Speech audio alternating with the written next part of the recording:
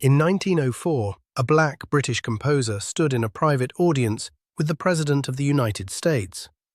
Theodore Roosevelt himself told him he wished more Americans held liberal attitudes toward people of color. This is the story of Samuel Coleridge-Taylor, the man they called the Black Mahler.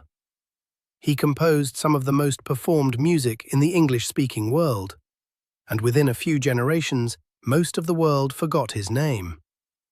Samuel Coleridge-Taylor was born on August 15, 1875, in Holborn, London. His mother, Alice Hare Martin, was English. His father, Dr. Daniel Peter Hughes Taylor, was from Sierra Leone, training to become a physician in London. Here's where the story often gets told wrong. For decades, biographies claimed his father's medical practice failed because of racism, forcing him back to Africa and abandoning his wife and son. That story isn't true. The real story is simpler and in its own way sadder.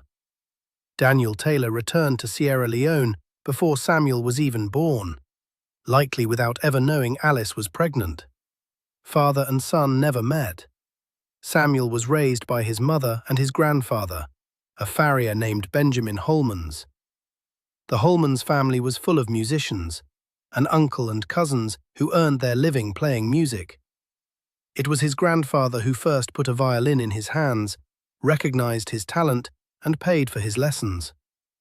By age 15, that talent earned him a scholarship to the Royal College of Music, studying composition alongside future giants Ralph Vaughan Williams and Gustav Holst, under the Professor Charles Villiers Stanford. Musical genius did not shield him from the world around him. As a child, he faced racial insults at school. In one incident, his curly hair was set on fire by classmates.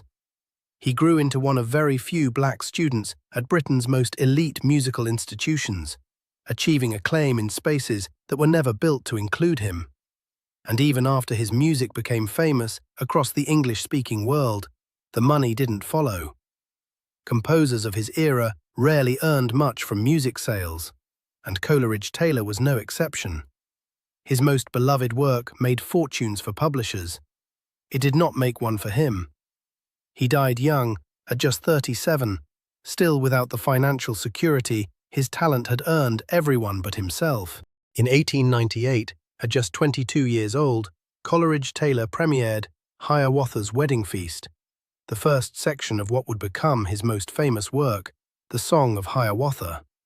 It became one of the most performed choral works in the English-speaking world, filling concert halls for generations. His publisher, August Jaeger, had already called an earlier piece, the Ballade in A minor, a work of, quote, genius. Between 1904 and 1910, Coleridge-Taylor toured America 3 times. On his first trip, he met Booker T. Washington, who wrote the preface to his collection, 24 Negro Melodies. He conducted the combined forces of the United States Marine Band and an African-American choir named the Coleridge-Taylor Society in his honor.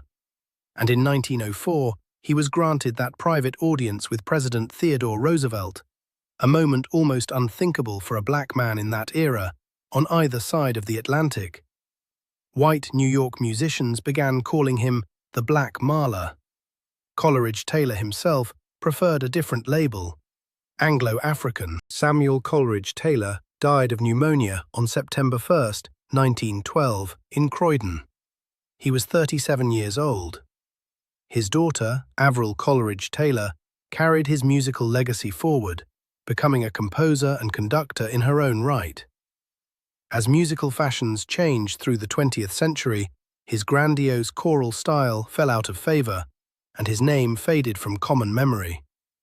But in recent years, his work has found new life.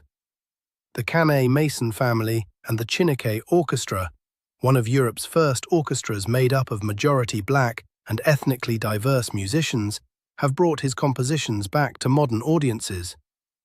Samuel Coleridge-Taylor built a body of work that filled concert halls across 2 continents, earned him an audience with a sitting American president, and gave a generation of black musicians in Britain and America a name to point to and say, "He did this." and for decades, the world let that name fade. If this story moved you, let me know in the comments which artist's story we should uncover next. This has been Behind the Canvas.